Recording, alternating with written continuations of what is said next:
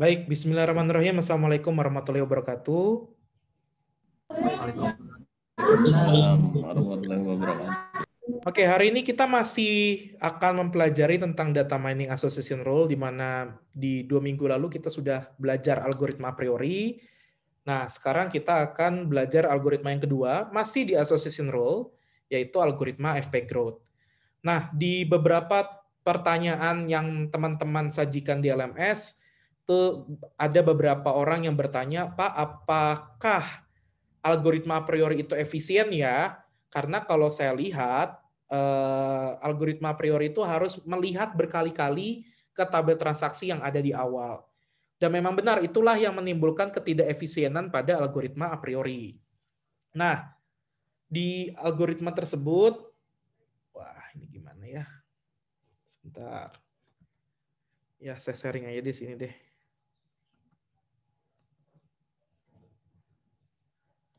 Sebentar.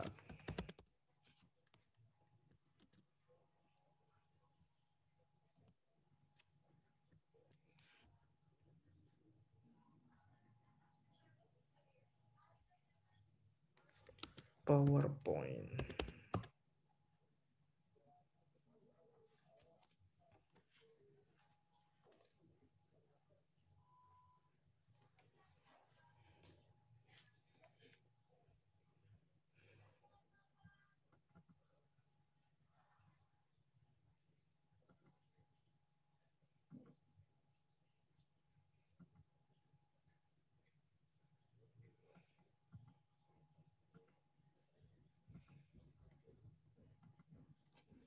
Oke, sudah bisa terlihat semua slide-nya?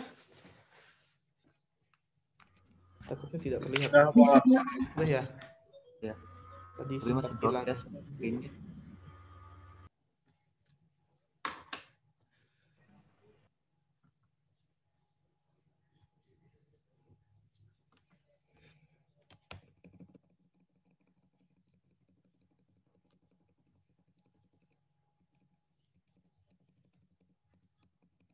Oke, kelemahan yang tadi muncul di a priori itu nanti akan diperbaiki di sini di algoritma FP growth, karena ide dasarnya adalah untuk bisa melihat transaksi yang terjadi, nanti transaksi tersebut akan dimodelkan menjadi sebuah struktur data pohon atau kita kenal dengan FP tree nantinya dan kondisional FP tree. Dari FP tree dan kondisional FP tree inilah nanti kita akan membentuk frequent item set. Masih apal yang kemarin ya, frequent item set tuh item yang sering muncul entah himpunan 1 atau himpunan kombinasi 2 dan seterusnya. Untuk pembentukan rule itu sama dengan algoritma a priori yang kemarin, makanya saya bilang base untuk membentuk rule-nya sama. Langkah pertama sih jelas pasti kita akan menentukan minimum support dulu dan minimum confidence yang saya tidak perlu jelaskan lagi. Ini gimana cara menentukannya. Nah, dalam kasus ini saya masih menggunakan minimum support dan minimum confidence yang sama, yaitu minimum supportnya 2 dan minimum confidence-nya 70. Kemudian kita akan mengenerate dulu frequent item set, tapi yang one item setnya dulu. Caranya masih sama seperti kemarin. Kita masih, sebentar ya, kita masih melihat dulu satu persatu dari I1. Nah, I1 di sini, kemudian dia akan dilihat berapa kemunculannya, itu masih sama caranya. Kemudian dari situ kita akan memfilter mana yang nilai supportnya itu tidak memenuhi nilai minimum support. Otomatis karena nilai minimum support kita 2, semuanya lolos sensor. Nah, sehabis ini ada langkah yang berbeda dibanding yang sebelumnya. Kalau kita sudah menemukan nilai support count, kita akan menentukan tabel transaksi yang tadi, yang tabel transaksi itu yang sebelumnya. Sebentar, ini kenapa tidak bisa? Oh, karena ada yang baru gabung admit. Yang tadi kita lihat di tabel transaksi itu, kita akan urutkan kemunculan itemnya berdasarkan nilai support count yang tadi kita dapat. Nah, jadi di sini ada transaksi 1, yang tadinya I1, I2, I5. Nah, sekarang kita lihat dulu nilai support count-nya. Di mana nilai support count terbesar itu dimiliki oleh I2, kemudian dilanjutkan dengan I1, dan seterusnya. Ini hanya untuk melihat mana yang lebih besar dan mana yang lebih kecil. Kemudian per masing-masing ini diurutkan ke sini. Jadi yang tadi kan paling besar adalah I2, berarti I2 muncul pertama, kemudian I1 itu yang kedua terbesar, berarti dia muncul kedua, dan I5 muncul ketiga. Jadi urutannya adalah I2, I1, dan I5. Maka saya ubah di sini I2, I1, I5. Begitupun seterusnya. Jadi kita hanya mengurutkan susunan item yang muncul di transaksi, di suatu transaksi, berdasarkan nilai support terbesar, atau kita bisa bilang descending ya, dari besar ke kecil, seperti itu. Hasilnya tabel transaksinya ini. Nah, dari tabel transaksi inilah nanti kita akan membentuk FP3-nya. Gimana caranya membentuk FP3? Saya sudah buatkan di sini, kita akan telusuri satu persatu. Contoh di sini ada T1, I2, I1, dan I5. Nah, ini kita akan translate. Nah, ciri khas dari FP3 ini adalah di sini. Jadi dia root-nya, ini kan root ya. Root-nya dia adalah 0. Lalu dilanjutkan dengan dia caranya men-scanning list of item yang ada di suatu transaksi. Berarti anak dari 0 adalah I2, saya tulis I2. Ini 1 adalah support count, jadi saya tulis 1 karena baru muncul sekali. Kemudian I2 ini punya anak I1, berarti saya lanjutkan lagi I2, I1. Dan I5 itu adalah anak dari I1, saya tulis I5 seperti ini. Jadi cuman mengurutkan saja hasil scanningnya. I2, I1, I5 seperti ini. Ini untuk yang pertama. Berarti nanti kalau T2, misalkan I2, I4 gimana caranya? Kita lihat dulu, si nolnya itu sudah punya anak I2 belum? Oh sudah ada, ini sudah ada I2. Berarti jangan bikin lagi I2, tapi lanjutkan di sini I2, yang berubah cukup support count-nya. Jadi di sininya adalah 2. Seperti itu. Kemudian ada I4. Kita periksa I2 punya anak I4 nggak? Oh, di sini dia punya anak hanya I1. Berarti I4 belum ada. Kita gambar di sini. Kita gambar nanti di sini ada I4 sebanyak 1. Dan seterusnya. Ini ada yang baru hadir lagi. Aduh, mengganggu sekali. Oke. Ini yang tadi saya gambar. I2, I4. Berarti kalau yang T3 gimana caranya? Berarti kita periksa dulu 0. Apakah 0 sudah punya I2? Oh, sudah punya. Berarti ini kita ubah saja jadi 3. Kemudian yang berikutnya I3. Kita lihat I2 punya anak I3 nggak? Oh, belum punya. Dia hanya punya I1 dan I4. Berarti bikin lagi di sini ada satu anak namanya I4 sebanyak 1. Hasilnya ya ini. I3 1. Kok I4 sorry. I3. Kok I4 I3 1. Nah, seperti ini. Dan seterusnya sampai jadi pohon yang komplit seperti ini. Oke, sampai sini dulu. Ada pertanyaan atau tidak? Silakan. Cara membuat FP3-nya. Mohon maaf Pak, bisa diulangi lagi Pak? Yang bagian mananya Pak? Yang bagian T2-nya Pak. Yang mana? Ini? Ya betul Pak, yang itu. Oke. Ya, ini saya buat lagi aja di sini ya. Jadi pertama 0. Terus baca T1. Bapak yang bacakan. T1 apa aja itemnya? I2, I1. Oke, berarti dia punya dulu I2. Ya. Munculnya sebanyak 1. Karena kan baru muncul sekali kan? Iya Pak. Kemudian I2 punya sebelah tetangganya siapa lagi? I1. I1. Sebanyak 1. Dan I5 sebanyak 1. Dah, sampai sini paham? Paham Pak. Oke, T2. T2 punya I2 sama I4. Oke, kita periksa dulu nolnya, yang root-nya. Ini kan disebutnya root ya. Root-nya sudah punya I2 belum? Sebagai anaknya. Sudah. Sebagai anaknya. Sudah kan? Sudah. Yang ini. Berarti jangan bikin baru lagi. Jangan bikin di sini I2. Salah. Oh, ya. Tapi kita tambahkan saja I2-nya jadi 1 tambah 1 sama dengan 2. Karena sudah muncul 2 kali. Berarti I2 sama dengan 2. Atau I2.22. Terus habis I2? I4. I4. Saya periksa dulu. I2 punya anak I4 nggak? Halo? Nggak punya, Pak. Nggak punya. Berarti halo bikin ya? I4. Sebanyak? 1. Oke. Bisa paham? Bisa, Pak. Oke. Dan seterusnya ya. Ya, saya nggak akan melanjutkan. Oke. Sip. Ya, terima kasih, Pak. Yuk. Oke, kalau sudah jadi komplit seperti ini terakhir. Sudah di-scanning sampai transaksi ke-9. Oke, dari sini nanti kita akan bikin namanya conditional pattern base, dilihat dari penelusurannya. Nah, ini cuma tambahan saja. Nanti kalau kita memprogram, kita pakai Nodelink, di mana Nodelink ini nanti untuk bantu menelusuri mana yang sekiranya kita akan mulai telusuri seperti itu. Nah, sekarang kita akan membuat conditional pattern base, di mana conditional pattern base ini dimulai dari item dengan support count terendah ke item dengan support count tertinggi. Berarti kalau tadi descending, sekarang ascending.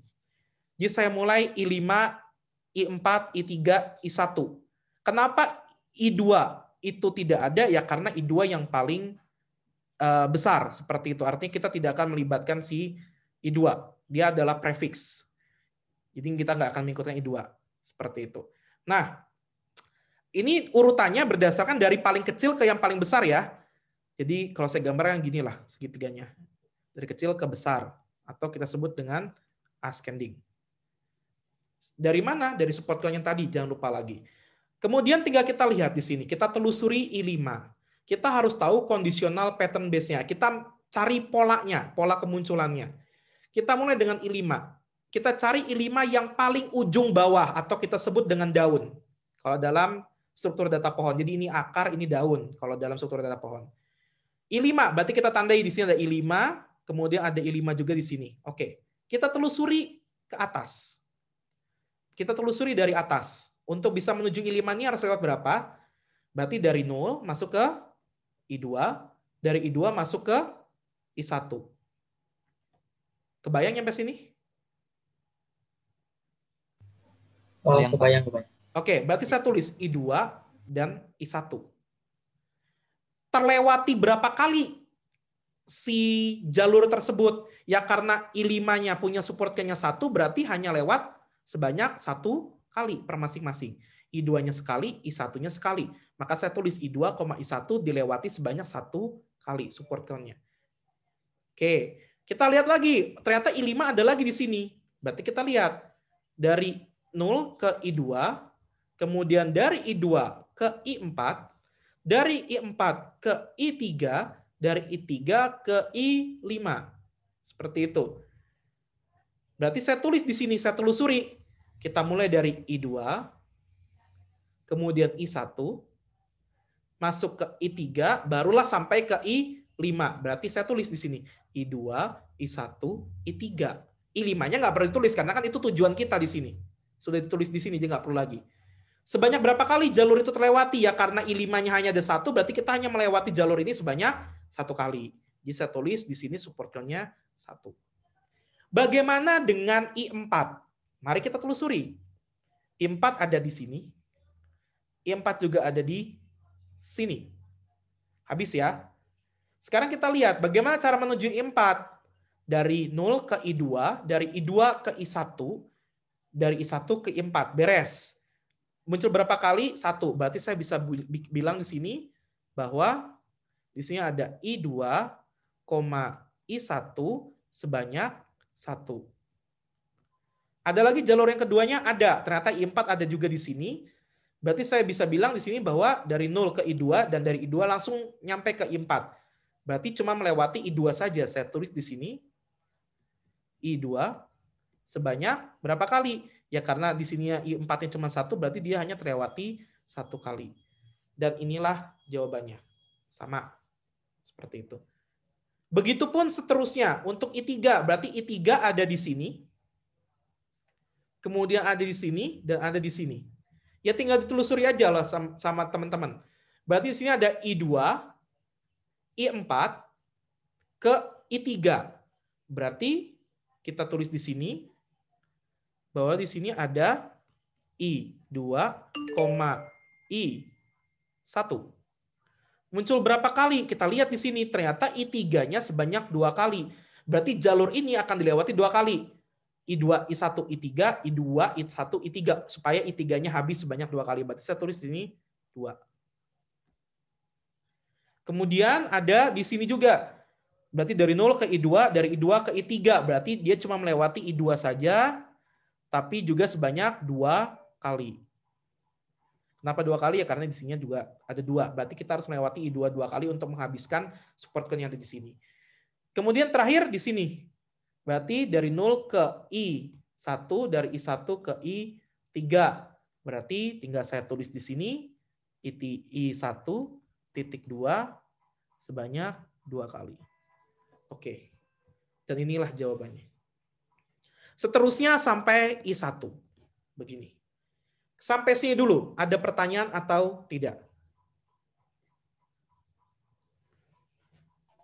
Mau nanya Pak, berarti yang I1.2 itu berarti kita lihatnya hanya belakangnya aja Pak ya, angkanya aja ya? Yang mana?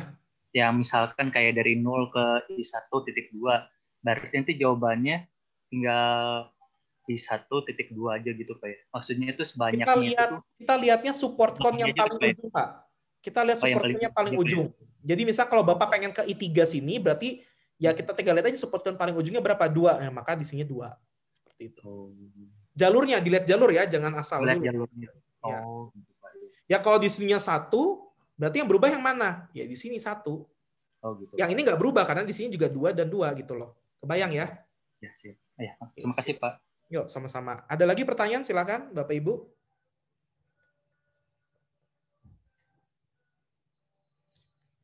Oke, kalau sudah jadi conditional pattern base, maka kita akan membentuk conditional FP3.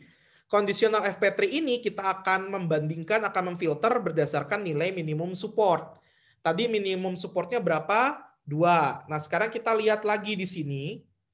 Dari FP3 yang sudah kebentuk, kita bentuk kondisionalnya.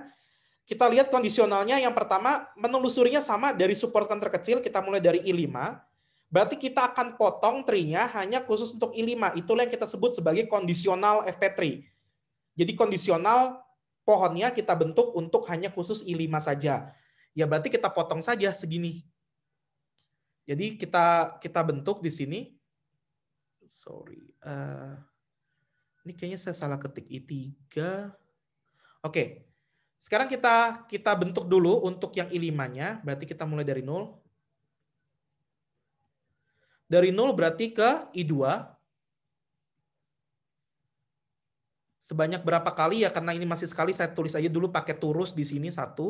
Kemudian ke I1. I1. Sebanyak masih pakai turus juga di sini. Ya karena I5 cuma 1, berarti saya hanya melewati 1 kali. Kemudian kita lihat lagi I5-nya. Lewat mana lagi? Lewat sini. Ini kan bisa nih. Ini dan ini. Berarti kita tinggal bilang, kita lewat I2, kita tambahin 1 turusnya di sini. Kemudian lewat I1 lagi, kita tambahkan turus yang lagi di sini. Kemudian dari I1 berarti ke I3. I3 di sini dilewati sebanyak 1 kali, baru ke I5. I5-nya juga cuma 1, berarti kita hanya melewati jalur ini sekali.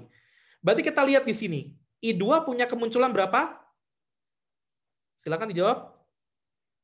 2. 2. I2 muncul berapa kali? 2. I3 muncul berapa kali? 1. 1. Berarti I3 tidak perlu diikutsertakan karena tidak memenuhi nilai minimum support. Jadi di sini kondisional pattern kondisional FP3-nya adalah untuk I5 itu adalah I2 muncul sebanyak berapa kali? 2 kali. Dan I1 muncul berapa kali? 2 kali. Ya ini jawabannya. Oke. Kebayang caranya seperti apa? Kebayang, Pak. 1 kali lagi ya. Kita bahas yang ini.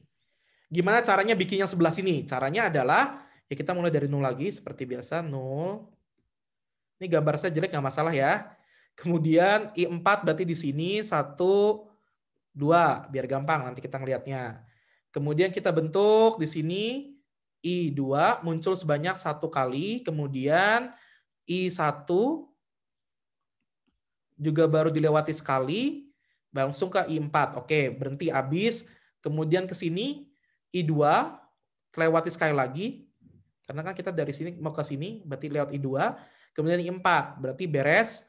Nah, berarti di sini I2 muncul sebanyak 2 kali. I1 hanya muncul sebanyak 1 kali. Berarti ini tidak memenuhi nilai minimum support.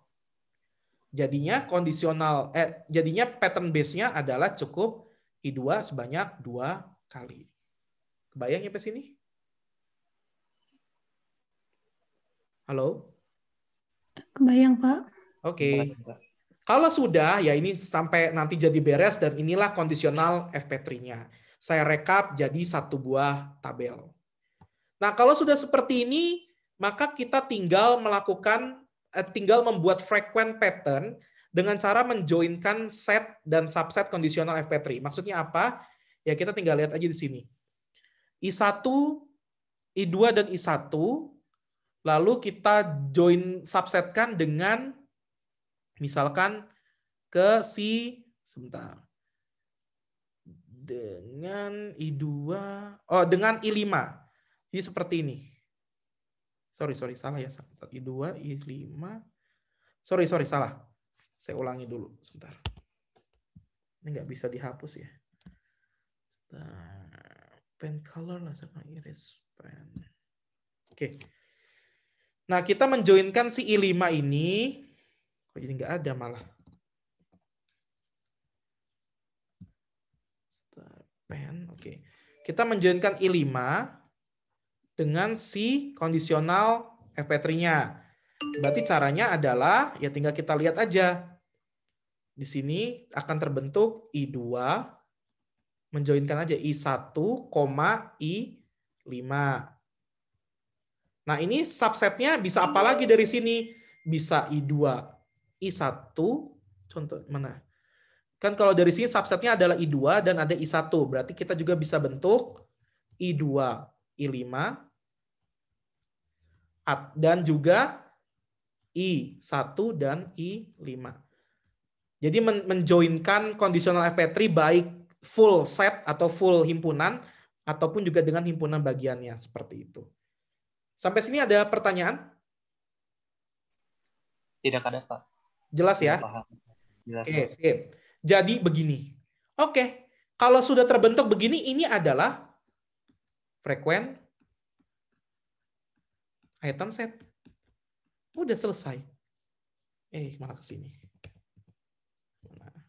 Ini frequent item set.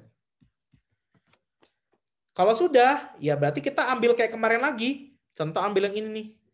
I2, I1, I5. Kita bentuk rule-nya. Caranya sama kayak kemarin, saya nggak akan jelaskan lagi. Selesai. Inilah algoritma FP Grout. Ada pertanyaan sampai sini? Tidak ada, Pak. Ya sudah, selesai berarti. Sudah selesai. Tinggal bikin rule-nya. Rule-nya caranya sama kayak kemarin ya. Kita menghitung confidence-nya masing-masing. Yang nilai confidence-nya lebih besar ataupun sama dengan nilai minimum confidence, berarti dia bisa dijadikan rule. Selesai. Silakan. Mulai dari awal sampai akhir ada pertanyaan? Mau tanya, Pak? Boleh. Yang frequent item untuk yang I3, ini berarti yang support account-nya itu mengikuti yang di conditional FP3 ya? Iya, betul. Kalau yang I1, I3 itu kenapa jadi 4 ya, Pak? I1 karena penjumlahan ini ya? Yang mana? Yang subset yang I1, I3. Karena I1-nya kan ada 2 sama 2. Oke. Oh. Ya kan, muncul kan? Iya, Kan iya. subsetnya kan ini I1. I1 kan yang sendirian ada yang di sini juga. 2 tambah 2, 4. Gitu. Sebetulnya ini tidak terlalu berpengaruh, Bu. Ini tidak terlalu berpengaruh sebetulnya. Karena sudah pasti lolos sensor kan yang kondisional FP3 kan. Andai kan nggak mau dihitung juga nggak masalah. Cuma memang biasanya lazimnya dihitung seperti itu. Oke, sip. Ada lagi?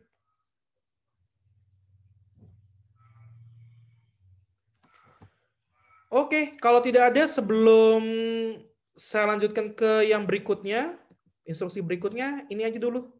Dikerjakan. Pakai a priori dulu. Kira-kira hasil ekstraksi pengetahuannya untuk association rule-nya kira-kira apa? Saya menentukan nilai minimum supportnya 2, nilai minimum confidence-nya adalah 70%. Ayo silakan dihitung.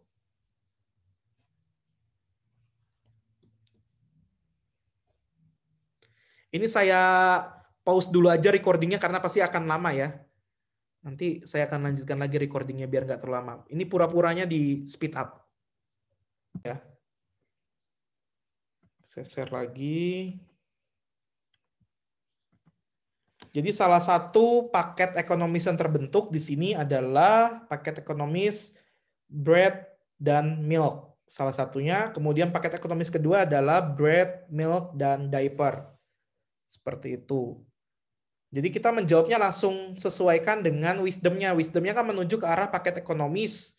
Nah berarti kita nggak boleh cuma ngomong jika bread maka milk, nggak boleh. Itu kan kita yang paham sebagai orang yang mengerjakan data miningnya. Tapi orang luar itu nggak paham masalah antecedent dengan konsekuen. Jadi arahkan langsung ke jawaban akhirnya.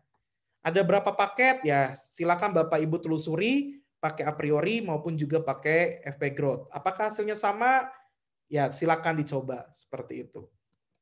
Nah, selain kita mempelajari masalah manualnya, menghitung manualnya, saya pun juga sudah menyediakan sintaks R itu berarti bahasa pemrograman R gitu ya, R, untuk Bapak Ibu coba di rumah nanti.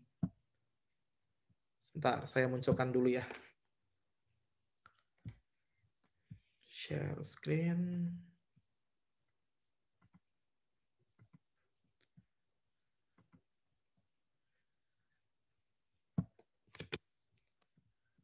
Oke, di sini saya sudah sediakan. Saya buka sekarang saja.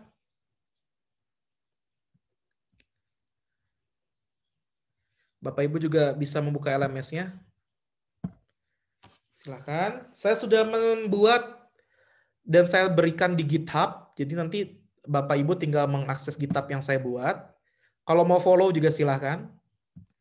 Bisa follow di sini. Nah, ini saya sudah buatkan satu sintaksis yang digunakan untuk menjelaskan association rules. Ini pakai bahasa R atau bahasa R dalam bahasa Inggrisnya. Silakan Bapak Ibu coba. Kemudian di sini saya ingin setiap tanda hashtag ini adalah tanda komentar Bapak Ibu. Komentar dalam programming itu artinya adalah baris yang tidak akan dieksekusi, hanya untuk memberikan keterangan saja biasanya tentang apa maksud dari kode yang ada. Nah, saya memberikan beberapa hashtag di sini. Saya minta Bapak Ibu untuk mengisi kira-kira apa guna dari, contoh kalau ini hashtag terhadap 3 baris ini ya, dari install sampai yang str ini, apa kegunaan dari 3 sintaks ini? Kebayang ya Bapak Ibu? Jadi caranya gimana ya Bapak Ibu jalankan RStudio? Sudah installin RStudio? Sudah, Pak. Nah, ini tinggal di copy paste juga pasti jalan ini, cuman copy paste-nya jangan sekaligus ya, supaya nanti bisa paham maksudnya apa. Contoh misalnya gini, saya di sini install paket dataset. Nah, kira-kira itu install paket dataset itu untuk apa ya? Kemudian ada kata Titanic di sini. Kita ketik Titanic, itu kira-kira apa ya? Nah, itu dicoba satu-satu berdasarkan hasil eksekusinya. Contoh misalkan kan saya di sini di sini. Saya A diisi dengan 1. Nah, ini kan akan berpengaruh ke sini nih. Saya belum share screen ya. Sorry. Tidak ada yang mengingat. Lupa. Saya menjelaskan saja di sini. Mana? RStudio. Oke.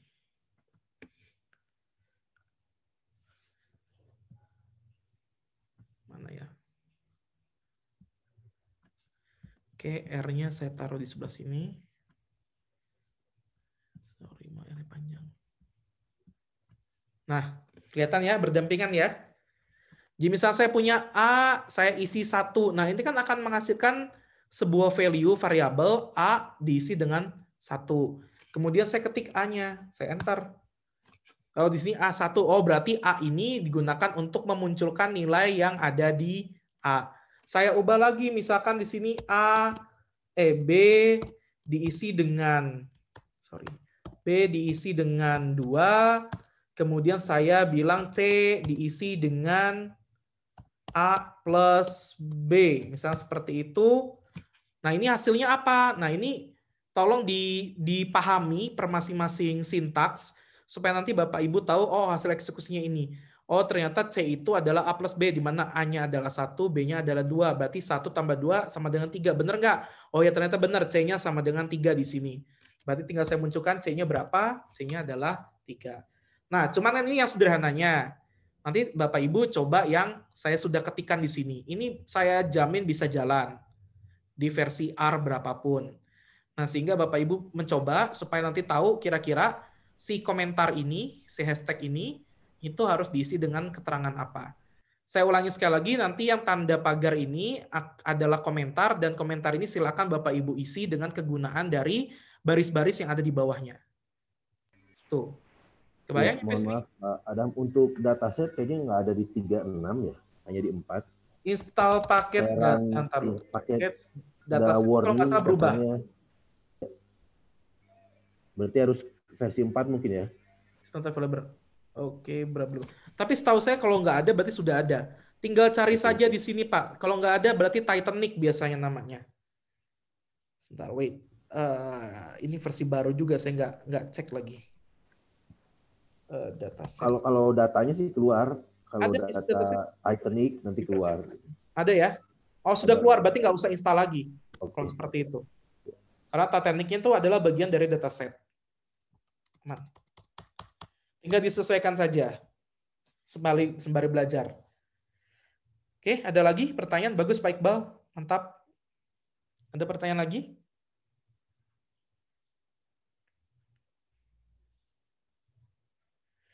Cuman cara ngetiknya jangan di sini langsung ya, ini kan konsol ya. Bikin ini aja, bikin kayak macam project.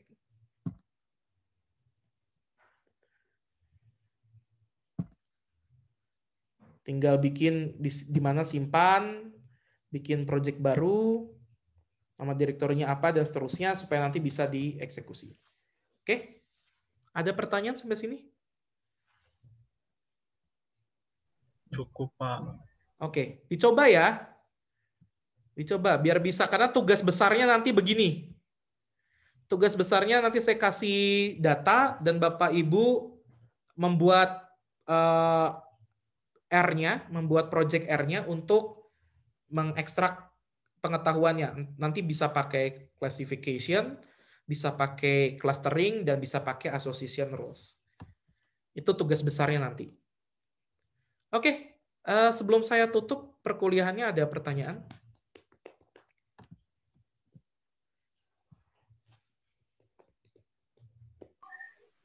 Nanti kalau kurang paham bisa ditanya di grup kan, Pak ya? Course, pasti bisa. Oke, ada lagi? Yang belum pernah ngoding, harus ngoding ya. Biar punya pengalaman. Ini kan juga teman-teman yang lainnya, walaupun terbiasa ngoding, mungkin baru ada yang pertama kali megang R programming. Nah, ini kesempatan juga untuk belajar. Sebetulnya boleh saja nggak nanti tugas besarnya pakai Python? Boleh. Jadi saya tidak harus pakai R, cuma memang saya sarankan pakai R saja untuk pertama kali belajar, karena memang R itu difokuskan untuk data science seperti itu. Jadi memang dia dibuat khusus untuk domain data science. Jadi lebih banyak istilahnya library yang bisa kita gunakan untuk mendukung pengerjaan dari si data mining ini. Oke. Itu association rule selesai untuk 2 minggu ini. Berarti minggu depan kita sudah masuk ke data mining klasifikasi. Slide-nya akan saya buka sehabis ini, jadi Bapak Ibu bisa pelajari dulu data mining klasifikasi. Di klasifikasi kita akan belajar 3 algoritma. Yang pertama ada naive Bayes, yang kedua ada K-nearest neighbor atau kita singkat dengan KNN. Dan yang ketiga, kita akan belajar namanya decision tree, dan algoritmanya kita pakai, decision tree-nya adalah ID tree. Itu aja. Jadi ada 3 algoritma, dibagi menjadi 2 minggu. Jadi kita akan belajar selama 2 minggu untuk data mining klasifikasi. Oke, silakan. Ada pertanyaan sebelum saya tutup? Boleh bertanya, Pak? Boleh. Tadi saya udah Boleh muncul mencoba yang sebentar nggak? Boleh muncul sebentar nggak apa? ini? Biar hasil rekamannya juga bagus. Nah, kan enak. Jadi jangan saya sendirian. Oke. Silakan Pak. Untuk yang sintak itu kenapa harus selalu menggunakan hashtag ya? Yang mana? Untuk sintak R-nya harus Hashtag selalu itu menggunakan komentar, hashtag. Pak. Kalau nggak menggunakan hashtag muncul error. Enggak, hashtag itu nggak akan muncul apa-apa. Jadi hashtag itu adalah komentar. Jadi kalau baris sintaks itu kan setiap baris itu akan dieksekusi ya Pak. Tapi saya tadi coba error Pak. Dicoba kenapa? Gagal? Enggak gagal kok. Iya, kalau misalnya memang nggak muncul apa-apa kalau hashtag mah. Karena kalau hashtag itu komentar. Oh iya, betul. Ya. Nah, tugas Bapak itu mencoba tadi sintaks-sintaks yang di bawah hashtagnya, kan jadi tahu fungsinya untuk apa kan sintaksnya. Nah, Bapak tulis di hashtagnya untuk nandain supaya nanti kalau lain kali belajar Bapak tuh tahu fungsi 3 baris itu untuk apa gitu dan seterusnya. Itu gunanya memberikan komentar gitu dalam satu program. Oh iya. Ya. Terima kasih Pak. Tugasnya tidak dikumpulkan, jadi nggak dikerjakan pun nggak masalah. Cuman kalau memang yang benar mau serius untuk mendapatkan MCOM nanti di akhir, dan MCOM-nya bukan yang kaleng-kaleng, ngoding. Nggak ada hukum lain. Bukan ngoding ya, level S2 mah harusnya sudah lebih dari programming. Kalau ngoding itu level paling cupu itu. Jadi sudah harus programming.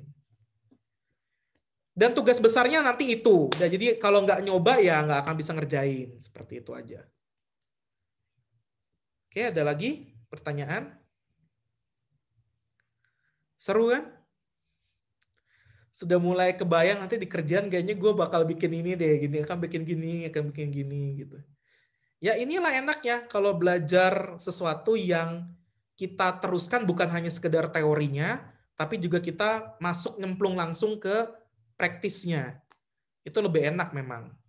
Dan kalau untuk S2, walaupun mungkin ada beberapa dosen yang lebih prefer untuk bilang level S2 mah tidak perlu bikin produknya atau tidak perlu ngodingnya. Tapi kalau saya pribadi ketika ditanya, ya harus. Kenapa harus? Ya untuk pembuktian dari model yang dibuat. Bagaimana kita bisa tahu bahwa model yang dibuat itu pas? Ya kalau nggak di codingnya, nggak akan bisa. Minimal gini lah, kalian bikin IRD lah kayak kemarin ya. Terus kalian bilang IRD ini benar gitu. IRD ini efektif, efisien. Lah tahu dari mana? Minimal kan kita bikin dulu IRD-nya jadi si skema relasi kita ubah menjadi query. Dari query nanti kita lihat ini banyak nggak join-nya. Jangan-jangan banyak informasi yang harus join-join. Oh berarti desainnya kurang optimal dong kalau seperti itu. Nah itu kan baru ketahuan kalau kita coba. Kalau kita hanya melihat IRD, mau baca pakai mata batin pun nggak akan bisa tahu itu baik atau tidak gitu loh. Sama kayak kalian ngeliat foto nasi goreng, kalian baru bisa ngomong enak kalau sudah mesen nasi gorengnya kan. Datang ke toko, baru ngelihat menunya ada gambar nasi goreng, wah ini enak nih. Terus keluar aja dari restorannya.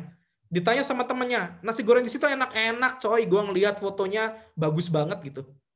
Ya kan orang nggak akan percaya lah. Orang akan percaya, lo udah pernah makan berapa kali emangnya? 10 kali. Oh ya percaya baru itu enak gitu. Bayang ya. Apalagi kalau bisa menemukan pembanding. Kalau S2 kan harus menemukan pembanding ya. Misal saya udah pernah nyobain 10 nasi goreng dan nasi goreng di situ memang yang paling enak. Nah itu orang akan jauh lebih percaya gitu. Walaupun misalkan nasi gorengnya hanya makan 1/4 piring, nggak makan 1 piring, kan udah bisa tahu bahwa itu lezat. Walaupun tidak 1 piring. Nah sama juga dengan model. Saya nggak sampai semuanya pas saya generate akan makan waktu. Ya sampling aja. Coba buktikan sampling itu pakai sesuatu yang tangible. Barulah kalian bisa bilang bahwa ini enak. Ini modelnya bagus, Pak. Model AI yang seperti ini optimal, Pak. Ya iya, kalian sudah minimal menciptakan sampling dari hasil model yang kalian bentuk. Seperti itu. Oke, itu paling pesan saya supaya nanti kalian tesisnya pun juga jangan kaleng-kaleng. Ya walaupun kembali lagi juga ke kejujuran kalian terhadap diri kalian sendiri. Kalau saya selalu bilang begitu. Riset itu harus jujur terhadap diri sendiri. Kalau kalian aja belum bisa jujur sama diri sendiri, ya kalian nggak akan pernah bisa jujur sama orang lain. Itu aja intinya. Paham ya? Jadi nanti kalian akan tahu, wah ini tesis, ini bukan, tuh sebenarnya kalian sudah tahu. Tapi kadang-kadang ada orang yang mencari jalan mudah ya. Oh ya udahlah, gue mau yang penting gini aja, yang penting lulus gitu. Ya silahkan, bisa lulus MCOM gitu. Tapi apa iya MCOM-nya tuh asli atau tidak? Nah itu kan jadi pertanyaan berikutnya. Ya, dan namanya riset itu ada sesuatu hal yang belum diketahui dan nanti ujungnya ketika selesai penelitian Bapak jadi tahu atau Ibu jadi tahu. Kalau semuanya sudah tahu di awal namanya bukan riset. Namanya implementasi, ya. Jadi carilah bahan yang memang Bapak Ibu ada sesuatu ketidaktahuan, nanti ketidaktahuan itu Bapak Ibu jawab nanti di akhir penelitian. Menjadi sesuatu yang Bapak Ibu jadi lebih tahu. Jangan mengerjakan sesuatu yang sangat Bapak Ibu ketahui prosesnya, ya itu namanya bukan riset, namanya implementasi saja. Itu aja ya, project nanti jadinya bukan riset. Oke, paling itu yang bisa saya sampaikan. Sampai ketemu minggu depan. Minggu depan tanggal berapa ya? Saya agak lupa. Takutnya sudah tahun baru. Nah, minggu depan tuh tanggal 26. Dan kalau sesuai dengan SK libur dari negara, harusnya kita tidak libur. Karena liburnya kita dipotong ya kalau nggak salah ya. Atau libur jangan-jangan? Tidak ada libur panjang. Ada kalau nggak salah 28 sampai 31 libur Pak kalau nggak salah. Nggak jadi, Pak. Nggak jadi? Yang liburnya 24 sama Libur 31. 24 sampai 25, kemudian 26 masuk ya? Nggak libur. Oke, great. Berarti minggu depan kita masih bisa belajar. Oke, sip. Ya sudah Bapak Ibu, terima kasih sudah mau hadir. Saya cukupkan di sini kelasnya. Terima kasih. Assalamualaikum warahmatullahi wabarakatuh. Terima kasih. Waalaikumsalam. Waalaikumsalam.